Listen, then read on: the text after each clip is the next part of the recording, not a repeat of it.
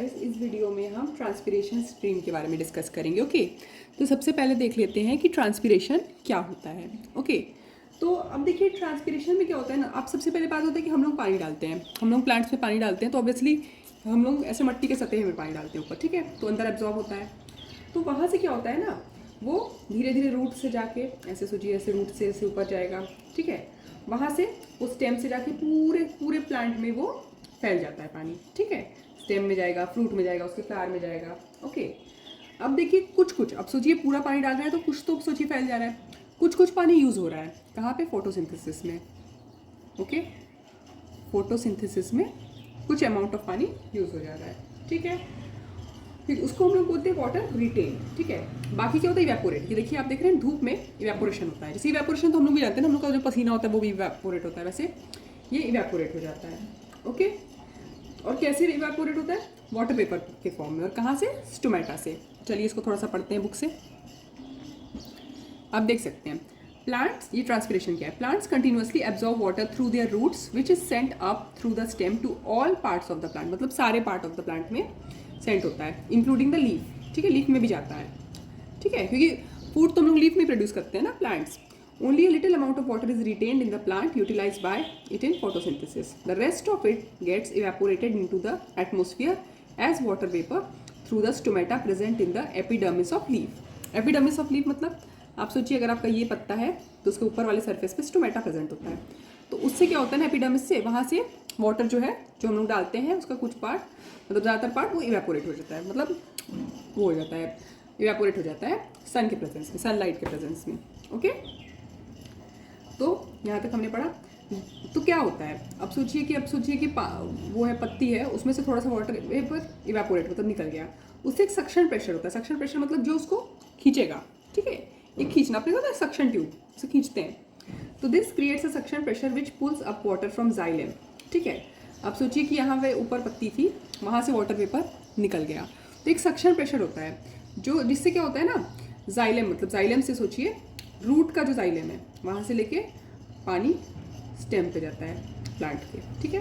This creates a suction pressure which pulls up water from xylem of the roots, xylem of the roots से पानी जाता है, पानी हमेशा जाइलम से जाता है, आपको ध्यान में रखना है, तो जाइलम ऑफ रूट से स्टेम में जाता है। Okay, water molecules are pulled up due to their tendency of remaining joint. अब देखिए आपने ये पढ़ा होगा केमिस्ट्री में, एडेसिव फोर्स और कोहेसिव फोर्स। कोहेसिव फोर्स मतलब सेम तरह का मॉलिक्यूल होता है ना, उसका टेंडेंसी होता है अटैच, चिपक के रहना, ठीक है, तो क्योंकि वो हमेशा चिपक के रहना चाहता है, जॉइंट रहना चाहता है।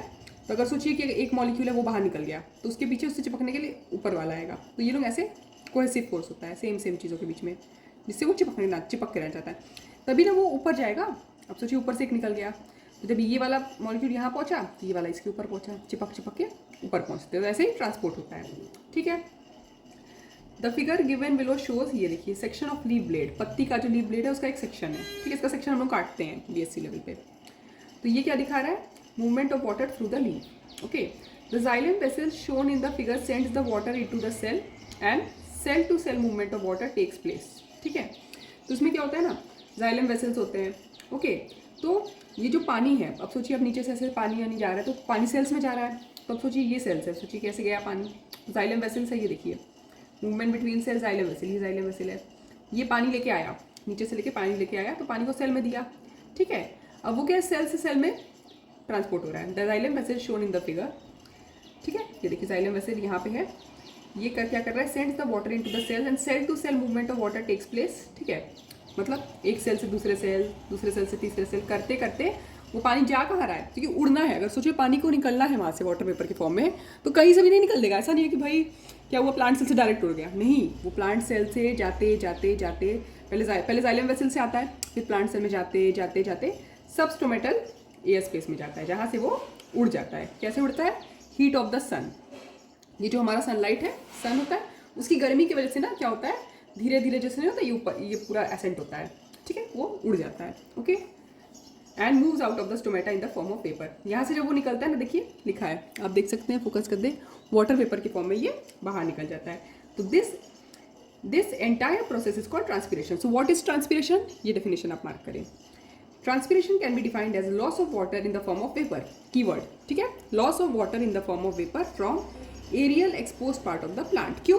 अरे सूरज जहाँ पे है, ठीक है, वहीं पे, क्योंकि देखिए कोई तो ड्राइविंग फोर्स होगा। जो सक्शन प्रेशर क्रिएट कैसे हो रहा है? सूरज की वजह से, इसकी वजह से ना, पानी उड़ रहा है इसकी गर्मी की वजह से, ठीक है। तो एरियल पार्ट से क्या होता है? ट्रांसपीरेशन। एरियल एक्सपोज मतलब सूरज की तरफ एक्सपोज पार्ट, ओके। अब देखिए ये वाला, 1000 of leaf cells are evaporating water like this. अब देखिए सिर्फ एक पत्ती तो नहीं है, बहुत सारी पत्तियां हैं, हर पत्ती में कितने सारे सेल्स हैं, तो हजारों लीफ सेल जो होता है इस तरह से पानी को इवेपोरेट करता है। और जब ये पानी इवेपोरेट होता है तो उसको तो नीचे से खींचेगा, सक्शन प्रेशर बना रहा है, सक्शन फोर्स, तो कोई उसको खींच रहा है नीचे से, तो उसको रिप्लेस करने के लिए जाइलम वेसल, वीन के जो जाइलम वेसल है वहाँ से पानी ये लोग ऊपर उठ रहा है, ठीक है। तो इससे क्या हो रहा है? As a result water is pulled through the xylem vessels and up the stem from the roots. इसके रिजल्ट से क्या हो रहा है? कि सन हो रहा है, इवेपोरेशन हो रहा है, कैपिलरी फोर्स है भाई, ठीक है, कोहेसिव फोर्स है, ये सब एकदम कनेक्ट होना चाहते हैं, एक सक्शन फोर्स हो रहा है। इसकी वजह से क्या है? स्टेम, रूट से लेके स्टेम तक पानी उठ रहा है जाइलम वेसल के through. This transpiration pull is strong enough to draw up 50 metre और मोर इन ट्रीज, ठीक है, मतलब 50 मीटर का, इतना 50 मीटर लंबा, सोचिए 50 मीटर ज़्यादा होता है बहुत, ठीक है। आपको पता है 15 सेंटीमीटर का इतना बड़ा स्केल आता है। सोचिए 50 कितना मीटर बोल रहा है, 50 मीटर कितना ही होगा, उतना खींच सकता है, इतना स्ट्रॉन्ग है। देख रहे हैं नेचर में कितना स्ट्रेंथ होता है। The water travels up the vessels in vascular bundle and this flow of water is called transpiration stream. Transpiration stream का अगर डेफिनेशन पूछे तो ये जो पानी है ये जाइलम वेसल से वैस्कुलर बंडल तक जाता है और इस फ्लो को बोलते हैं, okay, the water travels up the vessels in the vascular bundle. Vascular bundle का जो वेसल्स है ये हम लोग वास्कुलर में पढ़ेंगे पूरा, ठीक है। तो water travels up the vessels in vascular bundle, मतलब वास्कुलर बंडल के वेसल्स में वाटर ट्रेवल होता है और ये जो फ्लो होता है इसे हम लोग कहते हैं transpiration stream, okay. Next video में हम लोग फैक्टर्स देख लेंगे। Thank you.